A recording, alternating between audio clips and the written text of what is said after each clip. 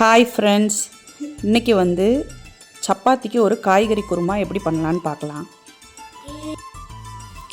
First ஒரு cooker எடுத்துக்கிங்க.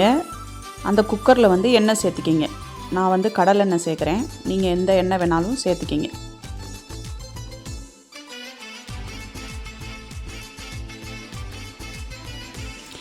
எண்ணெய் காஞ்சதும் 2 பட்டை, 2 அன்னாச்சி பூ, 3 கிராம்பு, ஒரு பிரியாணி இலை, ஒரு ஏலக்காய், இது எல்லாத்தையும் சேர்த்துக்கிங்க. எண்ணெயில் நல்லா பொரியட்டும்.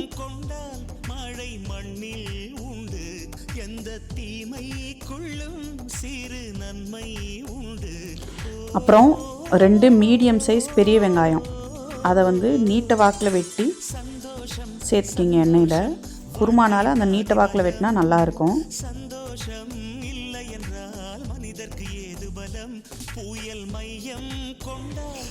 வெங்காயம் நல்லா வதங்கி வந்தோன்னையும் ஒரு ஸ்பூன் 1.25 ஸ்பூனு இஞ்சி பூண்டு சேர்த்துக்கிங்க.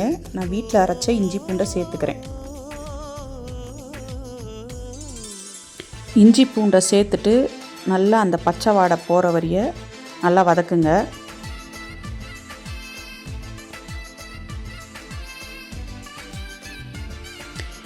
இஞ்சி பூண்டு வதங்கி வந்த உடனே ஒரு தக்காளியை நல்லா மெல்லிசாக அறுத்து அந்த வெங்காயத்தோடு சேர்த்துக்கிங்க.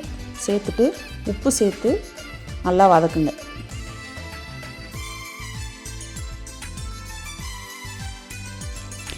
இப்போ தக்காளி நல்லா வதங்கணும்னு அவசியம் இல்லை, ஓரளவுக்கு வதங்கினா போதும். இப்போ நான் காய்கறி சேர்க்க போகிறேன். நான் பீன்ஸு, கேரட்டு, உருளைக்கிழங்கு இந்த 3 காய் சேர்க்க போகிறேன்.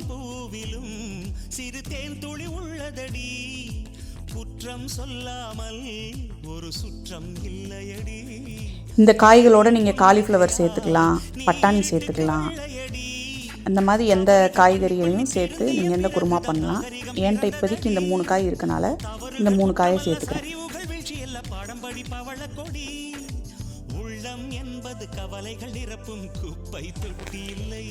காயை நல்லா எண்ணெயிலே வதக்கிட்டு ஒரு ஸ்பூன் மஞ்சத்தூள், அப்புறம் ஒரு 1/2 ஸ்பூன் மிளகாய் தூள் சேர்த்துக்கிங்க காரத்துக்கு.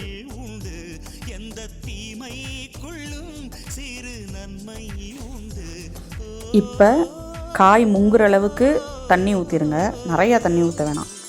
ஊற்றிட்டு நல்லா அதை கலக்கி விட்டுட்டு உப்பு பார்த்துட்டு குக்கர் மூடி போட்டு மூடி ஒரு விசில் விட்டுருங்க.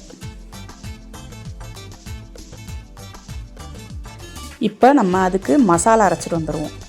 அதுக்கு தேங்காய், பச்சை மிளகா, முந்திரி பருப்பு, சோம்பு, கொத்தமல்லி தழை, இது எல்லாத்தையும் மிக்ஸி ஜாரில் போட்டு நல்லா வலுவலுன்னு அரைச்சிட்டு வந்துடுங்க.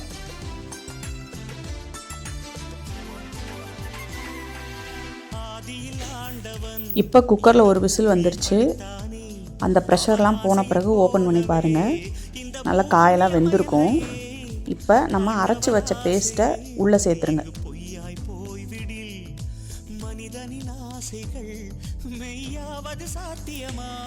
இந்த அரைச்சி வச்ச பேஸ்ட்டை சேர்த்துட்டு நல்லா கலந்து விடுங்க. நல்லா கொதிக்கட்டும்.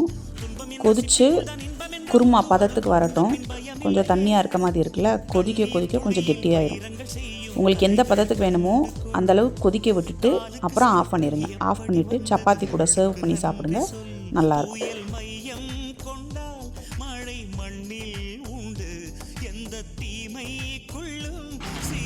இப்போ பாருங்கள், நல்லா கொதிச்சு நல்லா கலர் வந்துருச்சு. இப்போ நல்லா காயும் நல்லா வெந்துருச்சு பாருங்கள். இந்த அளவுக்கு இருந்தால் தான் சப்பாத்திக்கு கொஞ்சம் நல்லாயிருக்கும்.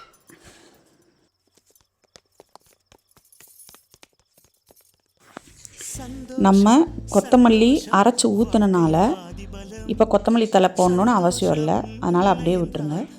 அவ்வளோதான், நம்மளுக்கு குருமா ரெடி ஆயிடுச்சு. சாப்பிட்டு என்ஜாய் பண்ணுங்கள். எப்படி இருந்துச்சுன்னு கமெண்ட் பண்ணுங்கள். தேங்க்யூ, பாய்.